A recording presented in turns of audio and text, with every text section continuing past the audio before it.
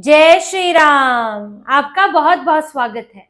उमर अब्दुल्ला के लाख भड़कने फड़फड़ाने बिलबिलाने के बावजूद राज्यसभा चुनाव में क्रॉस वोटिंग हो ही गई और बीजेपी ने एक सीट हासिल कर ही ली। और उमर अब्दुल्ला देखते रह गए कि बीजेपी को 4 वोट अतिरिक्त हासिल हुए हैं।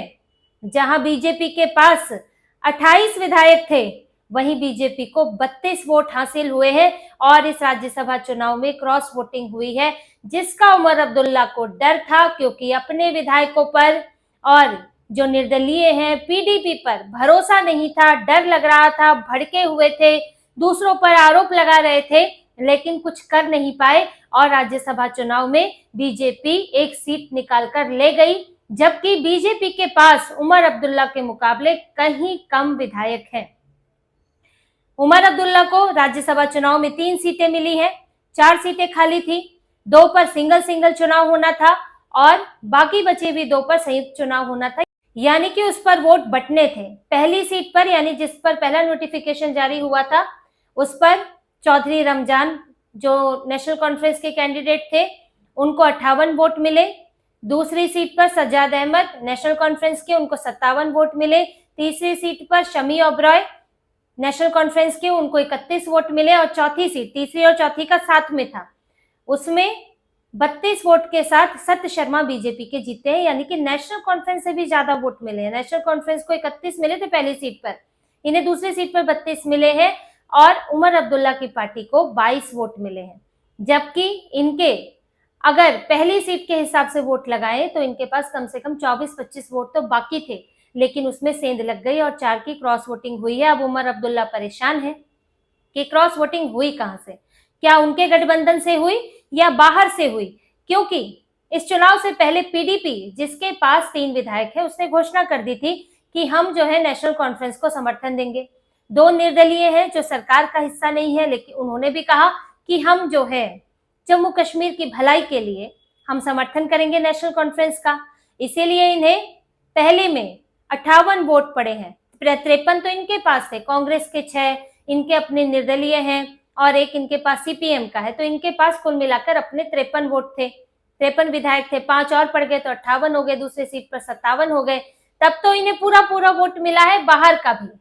और लेकिन जब चौथी सीट की बात आई है तो वोट बट गया है, और कहां गया है, किसका गया है, यही सोचने वाली बात है। और इसी बात का उमर अब्दुल्ला को डर सता रहा था और इसीलिए वो पहले बोलने में लगे थे कि जो भी वोटिंग से पीछे हटेगा, यानी कि एब्सेंट हो जाएगा, यानी वो बीजेपी से मिला हुआ है। इन्होंने बोल दिया था जब जे.एंड.के पीपल्स कॉन्फ्रेंस के सज्जाद लोन ने कहा था कि मैं इस वोटिंग में हिस्सा नहीं लूंगा, क्योंकि नेशनल कॉन्फ्रेंस ने कांग्रेस को टिकट नहीं दिया, सुरक्षित सीट नहीं दी, चौथी सीट दे दी जो कि बीजेपी उस पर जीत सकती है और नेशनल कॉन्फ्रेंस ही खुद सपोर्ट कर रही है। ये तो सज्जाद लोन के आरोप थे, वो तो कह रहे हैं कि नेशनल कॉन्फ्रेंस और बीजेपी का ही गठबंधन है, वो कहने की बात अलग है।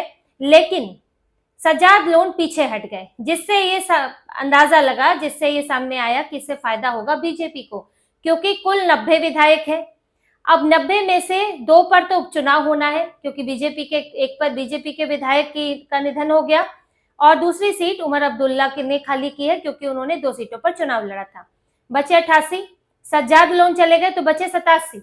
अब इससे क्या होता है कि आपका बहुमत का आंकड़ा घट जाता है। जहां अगर 88 पर पूरा होता तो बहुमत का आंकड़ा 30 तक बन सकता था, 29-30 तक बन सकता था, लेकिन अब 28-29 में हो गया कि 28 भी आएंगे तो भी आप जीत सकते हैं अगर दूसरे वाले के कम आते हैं। तो सज्जाद लोन के जाने से बीजेपी के लिए एक नंबर घट गया। बीजेपी के पास 28 विधायक थे।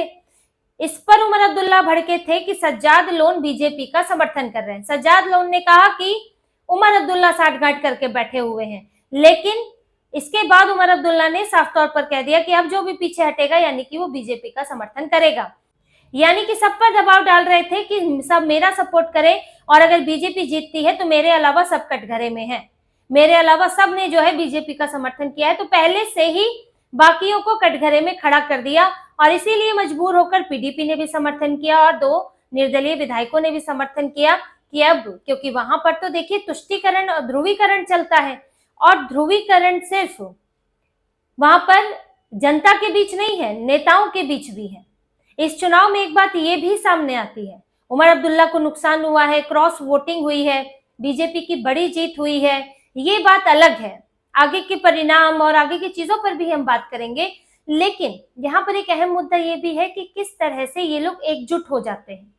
देखिए, आप किसी भी सरकार में, राज्य में देखेंगे तो जो विपक्ष है वो सत्ता पक्ष के खिलाफ एकजुट होता है, अगर वो गठबंधन का हिस्सा नहीं है कोई पार्टी, या फिर बाहर से समर्थन नहीं दे रही है। जैसे कि महाराष्ट्र में जो महायुति में है वो सरकार में है, लेकिन उसके अलावा सबके सब अगर जरूरत पड़ती है तो सरकार के खिलाफ एकजुट हो जाते हैं और उसके हिसाब से वोटिंग करते हैं। जैसे कि उपराष्ट्रपति चुनाव में क्रॉस वोटिंग हुई, एक अलग बात है, अयोग्य हुए अलग बात है, लेकिन विपक्ष की वो पार्टियां जो धुर विरोधी हैं और ज्यादातर पार्टियां एक साथ हो गई।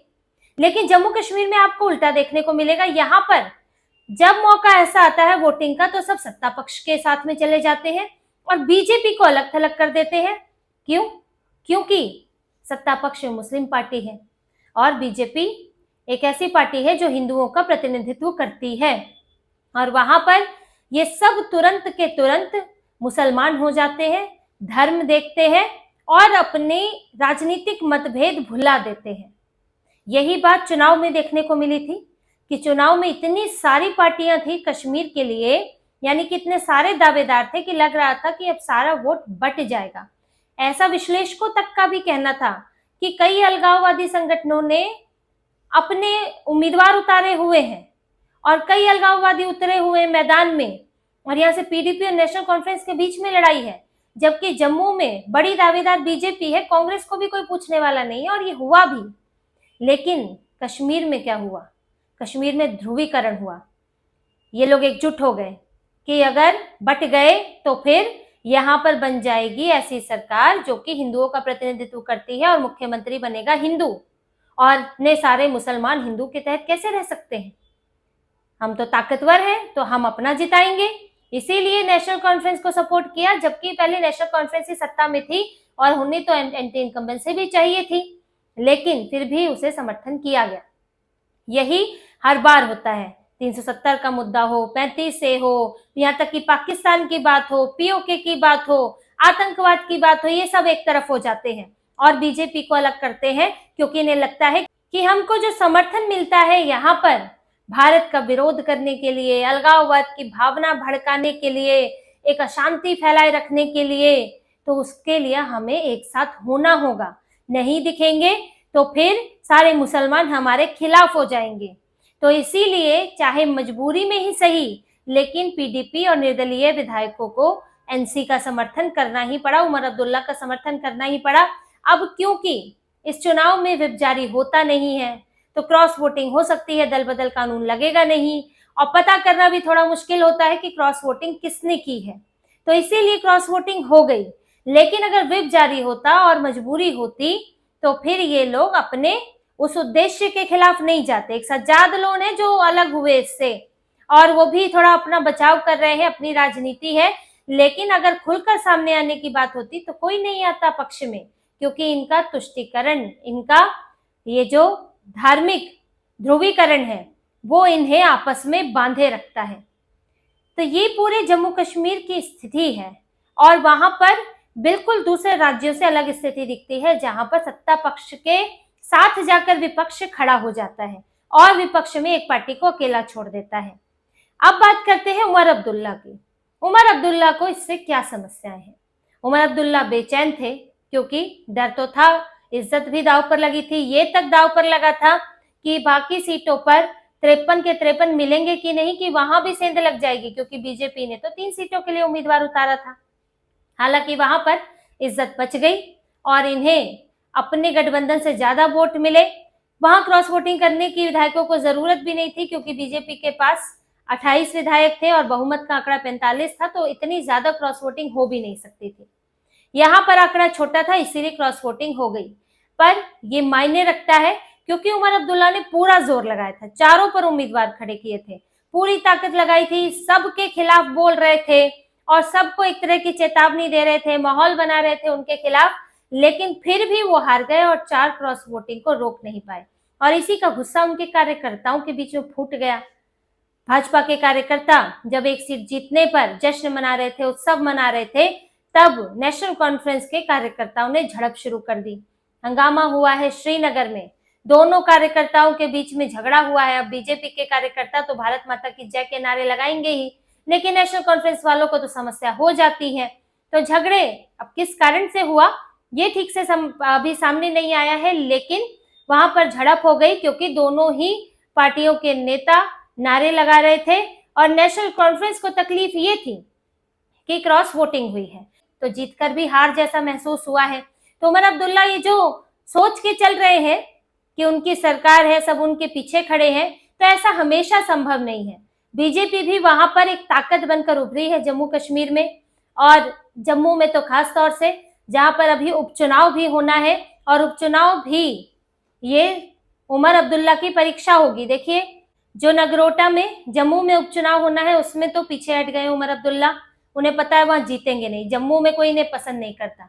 लेकिन बीजेपी नगरोटा और बडगाम, बडगाम पड़ता है कश्मीर में, वहां दोनों जगह उतार रही है। और बडगाम में भी उमर अब्दुल्ला के लिए मुश्किल है क्योंकि वहां पर एक बड़े नेता है जिनको स्टार प्रचारक की तरह इस्तेमाल करते थे उमर अब्दुल्ला, वो उनके साथ नहीं है। इस पर भी मैं एक अलग से वीडियो बनाकर बात करूंगी, विस्तार से उस पर बात करूंगी। लेकिन बडगाम में उमर अब्दुल्ला के लिए इस बार उपचुनाव में थोड़ी परेशानी हो गई है और नगरोटा में तो उन्होंने हार ही मान ली है। बीजेपी एक इसमें यहाँ पर अपनी पूरी कोशिश कर रही है और चाहे हार की भी स्थिति हो तो भी उम्मीदवार खड़े करती है, क्योंकि इससे आपका जो संगठन है, जो कैडर है, वो कम से कम एक्टिव रहता है। अगर आप चुनाव ही नहीं लड़ेंगे तो वो पूरी तरह निष्क्रिय हो जाएगा। और चुनाव है, कभी भी कुछ भी चीजें बदल सकती हैं, लोगों का मूड बदल सकता है या समीकरण कुछ और हो सकते हैं, तो ट्राई करना बीजेपी नहीं छोड़ती है। उमर अब्दुल्ला अब अपना गठबंधन संभाल रहे हैं। कांग्रेस की नाराजगी है क्योंकि कांग्रेस को ना राज्यसभा में सीट दी, ना ही यहाँ पर सीट दी उपचुनाव में। नगरोटा दिया था क्योंकि वहां पर तो पता है जीत नहीं सकते, बडगाम मांग रही थी तो नहीं दी। कांग्रेस की नाराजगी चल रही है और जो अभी साथ आए हैं वो पूरी तरह से साथ तो है नहीं। और उमर अब्दुल्ला क्योंकि पूर्ण राज्य का दर्जा उनके कार्यकाल में मिलता दिख नहीं रहा है, तो वैसे भी आलोचना का सामना कर रहे हैं। तो जैसे तैसे मुख्यमंत्री बने हुए हैं, फिलहाल तो सिर्फ कुर्सी के मुख्यमंत्री हैं, पावर ज्यादा है नहीं, और उसी की छटपटाहट उनमें दिखती है।